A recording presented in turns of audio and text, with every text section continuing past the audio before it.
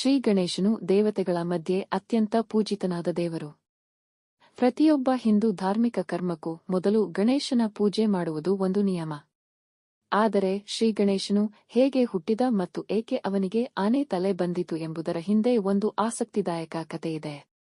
ಪಾರ್ವತಿ ದೇವಿಯು ಶಿವನ ಪತ್ನಿ. ಒಂದು ದಿನ ಪಾರ್ವತಿ ಮದುವೆಯಾದ ನಂತರ ಸ್ನಾನಕ್ಕೆ ಹೋಗುತ್ತಿದ್ದಳು. ಆಕೆಗೆ ಯಾವೊಬ್ಬನೂ ಒಳಗೆ ಬಾರದಂತೆ ಕಾಪಾಡುವವನನ್ನು ಬೇಕೆಂದುಕೊಂಡಳು. ಆಕೆಯ ಶ್ರೇಣಿಯಿಂದ ಅವಳು ಒಂದು ಬಾಲಕನನ್ನು ಮಣ್ಣಿನಿಂದ ಸೃಷ್ಟಿಸಿದಳು ಮತ್ತು ಅವನಿಗೆ ಜೀವ ನೀಡಿದಳು.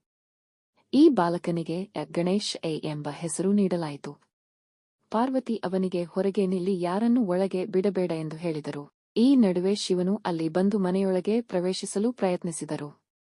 ಆದರೆ ಗಣೇಶನು ಅವನನ್ನು ತಡೆದು ನಿಲ್ಲಿಸಿದ. ಈತನಿಗೆ ತಿಳಿದಿರಲಿಲ್ಲ ಶಿವನು ಅವನ ತಂದೆ ಎಂಬುದನ್ನು. ಶಿವನು ಕೋಪಗೊಂಡು ತನ್ನ ತ್ರಿಶೂಲದಿಂದ ಆ ಬಾಲಕನ ತಲೆಯನ್ನು ಕಡಿದು ಹಾಕಿದನು.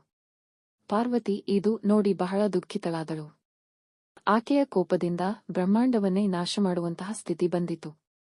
ಇದರಿಂದ ಶಕ್ತಿಗುರು ಬ್ರಹ್ಮ, ವಿಷ್ಣು ಮತ್ತು ಇತರ ದೇವತೆಗಳು ಶಿವನನ್ನು ಮನವಿ ಮಾಡಿಕೊಂಡರು. ಶಿವನು ಗತಕಾಲದ ತಪ್ಪನ್ನು ತಿದ್ದಲು ಒಪ್ಪಿಕೊಂಡರು. ತಕ್ಷಣವೇ ಅವರು ಗಜ, ಆನೆ ಶಿರವನ್ನು ತಂದು ಗಣೇಶನ ಶರೀರಕ್ಕೆ ಜೋಡಿಸಿದರು.